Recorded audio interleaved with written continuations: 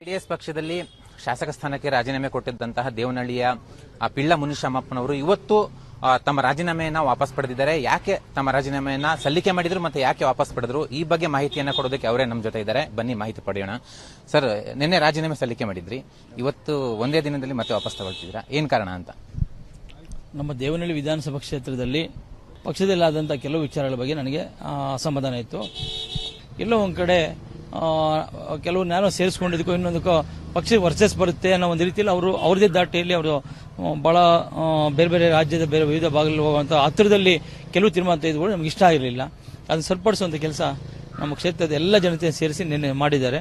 ಆ ಕಾರಣಕ್ಕೋಸ್ಕರ ನಾನು ರಾತ್ರಿ ಅಪ್ಪಾಜಿಯವರು ಕೂಡ ಡೆಲ್ಲಿಯಿಂದ ನೇರವಾಗಿ ಮನೆಗೆ ಬಂದು ಹಲವಾರು ವಿಚಾರಗಳನ್ನು ಸುಮಾರು 2 ಗಂಟೆಗಳ ಕಾಲ ನಿರಂತರವಾಗಿ ಚೆನ್ನಿಗಪ್ಪರು ಸಮೇತ ಬಂದು ಈಗ ವರಿಷ್ಠ ಮುಂದೆ ನಿನ್ನೆ ಅಪ್ಪಾಜಿ ಅವರ ಮುಂದೆ ನೀವು ಏನೆಲ್ಲ ಬೇಡಿಕೆಗಳನ್ನ ಮುಂದೆ ಇಟ್ಟಿದ್ರು, ಎಲ್ಲ ಒಪ್ಕೊಂಡಿದ್ದಾರಾ? ನಾನೇನು ಬೇಡಿಕೆ ಇಲ್ಲ, ನಾನು ಸೀಟ್ ಬಗ್ಗೆ ಆಗಲಿ ಇನ್ನೊಂದು ಯಾವ ಬೇಡಿಕೆ ಇಲ್ಲ. ಅದು ಅವರಿಗೆ ದೊಡ್ಡವ್ರಿಗೆ ಗೊತ್ತಿದೆ, ಕುಮಾರಣ್ಣ ಗೊತ್ತಿದೆ. ನಿಷ್ಠಾವಂತವಾಗಿ 32 ವರ್ಷದ ನಿರಂತರ ಒಂದು ರಾಜಕಾರಣ ಜೀವನದಲ್ಲಿ ಒಂದು ಪಾರ್ಟಿ ಬಿಟ್ಟರೆ, ಜಾತೀಯ ಜನತಾ ದಳ ಬಿಟ್ಟರೆ ನಾನು ಬೇರೆ ಯಾವುದೇ ಪಕ್ಷದಕ್ಕೆ ಪಾರ್ಟಿಗೆ ಸೇರಿದವನಲ್ಲ. ನಾನು ಮಂಡಲ ಪಂಚಾಯತ್ ಸದಸ್ಯನಾಗಿ ಜಿಲ್ಲಾ ಪಂಚಾಯತ್ ಶಾಸಕನಾಗಿದ್ದೀನಿ. ಆ ತಾಲೂಕಿನ ಸಮಗ್ರ ಅಭಿವೃದ್ಧಿಯ ನನ್ನ ಗುರಿ. ಕ್ಷೇತ್ರ ಜನತೆ ರಾತ್ರಿ ಸುಮಾರು 2-3 ಸಾವಿರ ಜನ ನನಗೆ ಒಂದು ಒತ್ತಾಯ ಮಾಡಿದ್ದಕ್ಕೋಸ್ಕರ ರಾತ್ರಿ 2 ಗಂಟೆ 18 ನಿಮಿಷಕ್ಕೆ ಕೂಡ ನಮ್ಮ ಮನೆಯಲ್ಲಿ ಜನ ಇದ್ದರು, ಸುತ್ತು ಹೊರಗಡೆ ಹೋಗಿಲ್ಲ.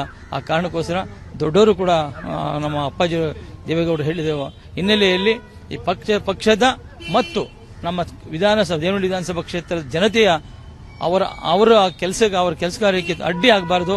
ನನ್ನ ವೈಯಕ್ತಿಕವಾದಿ ನನ್ನ ಯಾವುದೇ ಇದಿಲ್ಲ. ನನ್ನ ಆತ್ಮಗೌರವ ಮುಖ್ಯ ಅಂತ ಹೇಳ್ಬಿಟ್ರೆ ಶಾಸಕ ಸ್ಥಾನಕ್ಕಿಂತ ನನ್ನ ಆತ್ಮಗೌರವಕ್ಕೆ ನಾನು ಬೆಲೆ ಕೊಟ್ಟು ಬಟ್ ಪಕ್ಷದಲ್ಲಿ ಅಲ್ಲ ಸರ್, ಈಗ ಯಾವ ಭರವಸೆ ನಿಮಗೆ ರಾಜೀನಾಮೆ ವಾಪಸ್ ಪಡೆಯೋದಕ್ಕೆ ಕಾರಣ ಆಯಿತು ಅಂತ? ಏನೂ ಇಲ್ಲ.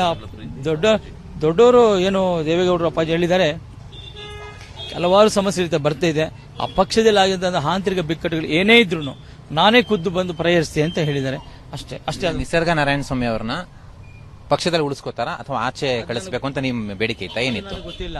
ನಾನು ಯಾವೊಬ್ಬರನ್ನು ಈ ಪಕ್ಷಕ್ಕೆ ಬರೋರ್ನ ಬೇಡ ಅಂತ ಹೇಳೋಗಿಲ್ಲ. ಒಬ್ಬ ರಾಜಕಾರಣ ಪ್ರಮುಖ ಬೇಸರ ಅದೇ ತಾನೇ ಇದ್ದು. ಆದ್ರೆ ನಮ್ಮನ್ನು ನಮಗೆ ಗೊತ್ತಿಲ್ಲದೇನೆ ಪಾರ್ಟಿಗೆ ಸೇರಿಸಿದ್ರು. ಇಲ್ಲಿ ನಮ್ಮ ಪಕ್ಷದ ಅಧ್ಯಕ್ಷರಾಗಲಿ, ಕಾರ್ಯಾಧ್ಯಕ್ಷರಾಗಲಿ, ನಮ್ಮ ಮುಖಂಡರುಗಳಾಗಲಿ, ಕಾರ್ಯಕರ್ತರಾಗಲಿ ಅವರ ಸಮ್ಮುಖದಲ್ಲಿ ಮಾಡಿರಲಿಲ್ಲ. ಯಾರೋ ಕೇವಲ 2-3 ವ್ಯಕ್ತಿಗಳ ಸಮ್ಮುಖದಲ್ಲಿ ಮಾಡಿದ್ದಕ್ಕೆ ನನ್ನ ವಿರೋಧ ಇದೆ. ಇವತ್ತು ನಿಮ್ ಗಮನಕ್ಕೆ ತರಲಿಲ್ಲ ಅವರ ಸೇರ್ಪಡೆ? ಅದಕ್ಕೆ ನನಗೆ ಗೊತ್ತಿಲ್ಲ. ಆ ಗೊತ್ತಿಲ್ಲದಕ್ಕೂ ನೆನ್ನೆ ಇವತ್ತಾದಂತ ವಿದ್ಯಮಾನ. ಈಗ ಅವ್ರನ್ನ ಪಕ್ಷದಲ್ಲಿ ಉಳಿಸ್ಕೋತಾರ ಅಂತ ಹೇಗೆ? ಇಲ್ಲ, ಅದು ನನಗೆ ಗೊತ್ತಿಲ್ಲ. ಅದು ಕುಮಾರಣ್ಣಗೆ ಮತ್ತೆ ದೊಡ್ಡ ತೀರ್ಮಾನ ತೆಗೆದುಕೊಂಡು ನಮ್ಮ ಕ್ಷೇತ್ರದ ಜನತೆ ಈಗಾಗಲೇ ತೀರ್ಮಾನ ತೆಗೆದುಕೊಂಡಿದ್ದಾರೆ. ಯಾವುದೇ ಕಾರಣಕ್ಕೂ ಅವರು ಏನ್ ಮಾಡಬೇಕು ಬಿಡಬೇಕು ಅಂತ ಜನತೆ ತೀರ್ಮಾನ ತಗೊಂತಾರೆ. ಅವ್ರ ವಿಚಾರದಲ್ಲಿ ನೀವೇನ್ ಮಾತಾಡಿದ್ದೀರಾ ಅವ್ರ ಜೊತೆ ಅಂತ, ವರಿಷ್ಠರ ಜೊತೆ? ನಿಸರ್ಗ ನಾರಾಯಣಸ್ವಾಮಿ ವಿಚಾರದಲ್ಲಿ ಏನ್ ಮಾತಾಡಿದ್ದೀರಾ ನೀವು ಅಂತ? ನಾನೇನು ಮಾತಾಡಿಲ್ಲ. ನಾನು ತೀರ್ಮಾನ ತೆಗೆದುಕೊಂತೀನಿ ಅಂತ ಹೇಳಿದ್ದಾರೆ. ಅವ್ರ ತೀರ್ಮಾನ ಅವ್ರೇನ್ ತೀರ್ಮಾನ ತಗೋತಾರೆ ನಾನು ತೀರ್ಮಾನ ತಗೊಳ್ತೀನಿ. ಈಗ ಅವರು ಕೊಟ್ಟಿದ್ದಾರೆ ನಿಮ್ಗೆ ದೇವನಹಳ್ಳಿನ ಮುಂದಿನ ವಿಧಾನಸಭಾ ಚುನಾವಣೆಯಲ್ಲಿ ಟಿಕೆಟ್ ಕೊಡೋದಕ್ಕೆ? ಎರಡನೇ ಮಾತಿಲ್ಲ ಅದರಲ್ಲಿ. ನಿಮ್ಗೆ ಆತಂಕ ಏನು? ಮುಂದಿನ ವಿಧಾನಸಭಾ ಚುನಾವಣೆಯಲ್ಲಿ ಅವ್ರಿಗೆ ಟಿಕೆಟ್ ಕೊಡ್ತಾರೆ ಅಂತ ಆತಂಕ ಆಯ್ತಾ ಹೇಗೆ? ಆತಂಕ ಅನ್ನೋಕ್ಕಿಂತ ಪರಿಗಣನೆ ತಗೊಬೇಕು ಅನ್ನೋದು. ಯಾವುದೇ ಒಬ್ಬ ವ್ಯಕ್ತಿ ಸಿಟ್ಟಿಂಗ್ MLA ಪರಿಗಣನೆ ತಗೊಬೇಕು. ನಮ್ಮ ಪಕ್ಷದ ಅಧ್ಯಕ್ಷರು, ಕಾರ್ಯಾಧ್ಯಕ್ಷರು, ಕಾರ್ಯದರ್ಶಿಗಳು, ಸ್ಥಳೀಯ ಮುಖಂಡರನ್ನ ಪರಿಗಣನೆ ತಗೊಳ್ಬೇಕು. ನಿಮ್ಮ ರಾಜೀನಾಮೆಯನ್ನು ವಾಪಸ್ ತಗೊಂಡಿದ್ದೀರಾ? ತೆಗೆದುಕೊಂಡಿದ್ದೀನಿ. ವರಿಷ್ಠರನ್ನ ಭೇಟಿ ಮಾಡಕ್ ಹೋಗ್ತೀರಾ ಹೇಗೆ? ಯಾರನ್ನ ಭೇಟಿ ಮಾಡಕ್ ಹೋಗ್ತೀರಾ? ಭೇಟಿ ಮಾಡ್ಲಿಕ್ಕೆ ಹೋಗ್ತೀರಿ. ಕುಮಾರಣ್ಣನು ಭೇಟಿ ಮಾಡ್ತೀನಿ. ನನಗೆ ಗಾಡ್ ಫಾದರ್ ಆಗಿದ್ದ ಚೆನ್ನಿಗಣ್ಣನು ಕೂಡ ಭೇಟಿ ಮಾಡ್ತೀನಿ. ಇದು ಪಿಳ್ಳ ಮುನಿಶಾಮಪ್ಪ ಅವರ ಮಾತುಗಳು. ಈಗಾಗಲೇ ಅವರು ರಾಜೀನಾಮೆ ವಾಪಸ್ ಪಡೆದಿದ್ದಾರೆ. ಎಲ್ಲಾ ಭರವಸೆಗಳನ್ನ ಈಡೇರಿಸ್ತೀವಿ ಅನ್ನುವಂಥ ಭರವಸೆಯನ್ನ ವರಿಷ್ಠರು ಕೊಟ್ಟಿದ್ದಾರೆ. ಆ ಹಿನ್ನೆಲೆಯಲ್ಲಿ ತಮ್ಮ ರಾಜೀನಾಮೆ ವಾಪಸ್ ಪಡೆದಿದ್ದೇನೆ ಅನ್ನುವಂಥ ಮಾತನ್ನ ಸುದ್ದಿ ಟಿವಿಗೆ ಪಿಳ್ಳ ಮುನಿಶಾಮಪ್ಪನವರು ಹೇಳಿದ್ದಾರೆ. ಕ್ಯಾಮರಾಮನ್ ರಮೇಶ್ ಜೊತೆ ಮಸೂದ್ ದೊಡ್ಡಬಾಗ್ಲು, ಸುದ್ದಿ ಟಿವಿ.